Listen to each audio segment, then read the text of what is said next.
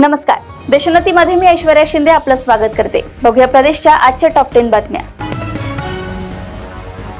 Maharashtra police विभागातील तब्बल 17,471 पदे भरली जाणार आहेत। दरम्यान राज्यात काही ठिकाणी मुसळधार पाऊस सुरू आहे, त्यामुळे या पोलीस भरती प्रक्रियेवर परिणाम होत आहे। त्यानंतर आता राज्याचे गृहमंत्री देवेंद्र फडणवीस यांनी या संदर्भात महत्त्वाची घोषणा केली आहे। देवेंद्र फडणवीस म्हणाले की राज्यात ज्या ठिकाणी पाऊस आहे तिथे पोलीस भरती पुढे ढकलण्यात आली आहे।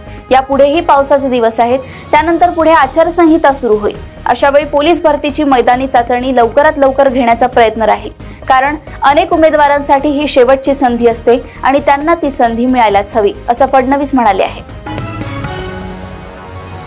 उद्धव ठाकरे यांनी वर्धापन दिन सोहळ्यात मनसेची टिंगल करताना बिनशर्त पाठिंबा असा उल्लेख केला होता। त्यांच्या या टीकेला मनसे प्रमुख राज ठाकरे यांचे सुपुत्र अमित ठाकरे यांनी प्रत्युत्तर दिले। उद्धव ठाकरे यांचा बिनशर्त पाठिंबा हा विनोद कळायला मला 10 मिनिटं लागली। इकडे वरळीत राज साहेबांनी त्यांना बिनशर्त पाठिंबा दिला होता, तेव्हा मुलाला आमदार बनवताना काही वाटलं नाही का? ही गोष्ट त्यांनी विसरायला नको होती, असं अमित ठाकरे म्हणाले आहेत।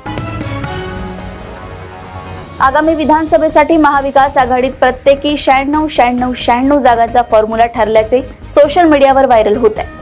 मात्र राष्ट्रवादी काँग्रेस शरदचंद्र पवार पक्ष महाविकास आघाडीत 100 जागांचा प्रस्ताव ठेवणार असल्याची माहिती सूत्रांकडून प्राप्त झाली आहे। लोकसभेत सर्वात चांगला स्ट्राइक रेट शरद पवारांच्या राष्ट्रवादीचा आहे।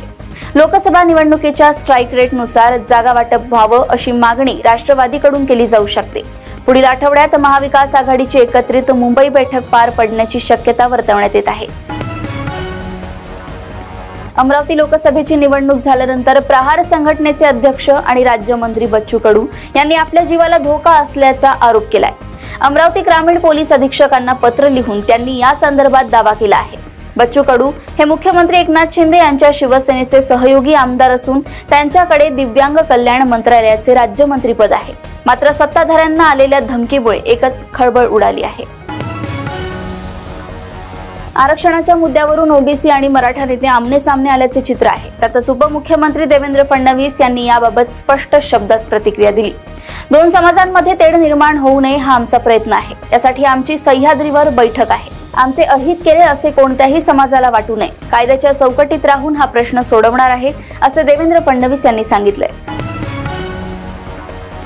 ईव्हीएमवर बोलत असताना रोहित पवार यांनी मुंबईतील उत्तर पश्चिम लोकसभा मतदारसंघातील वादावर भाष्य केले।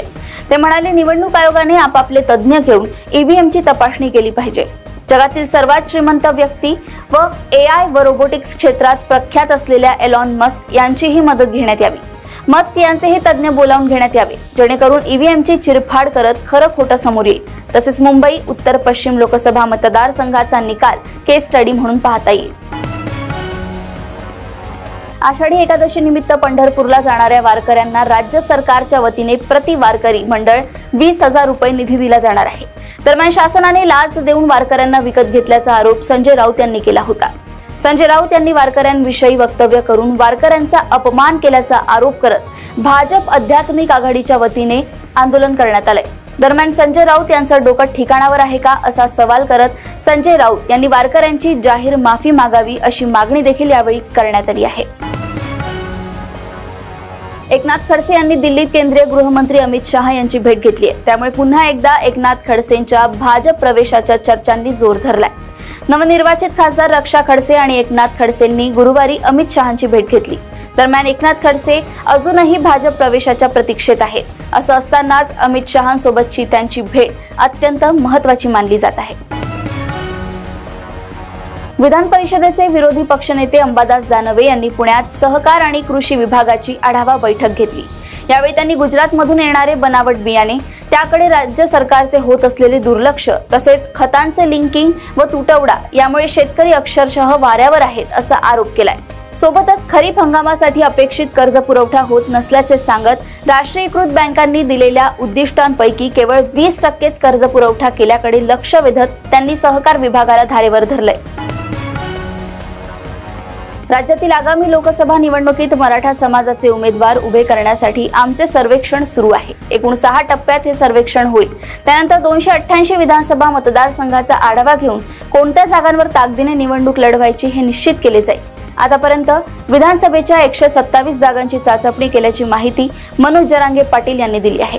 सोबतच मराठा समाजाविरोधात काड्या करणाऱ्यांना आणखी 2-4 महिन्यांनी आम्ही घरी पाठवू, ते आम्हाला खड्ड्यात घालणार असतील तर आम्ही त्यांना 100% बुडवणार, असा इशारा देखील जरांगेंनी दिलाय। प्रदेशातील अशाच टॉप 10 बातम्या जाणून घेण्यासाठी बघत रहा देशोन्नती। आणि अजूनही तुम्ही आमच्या चॅनलला लाईक आणि सबस्क्राईब केलं नसेल तर लगेच लाईक आणि सबस्क्राईब करा आणि बघत रहा देशोन्नती। नमस्कार। ठळक घडामोडींसाठी देशोन्नती न्यूज चॅनलला सबस्क्राईब करा आणि बेल आयकॉन प्रेस करा।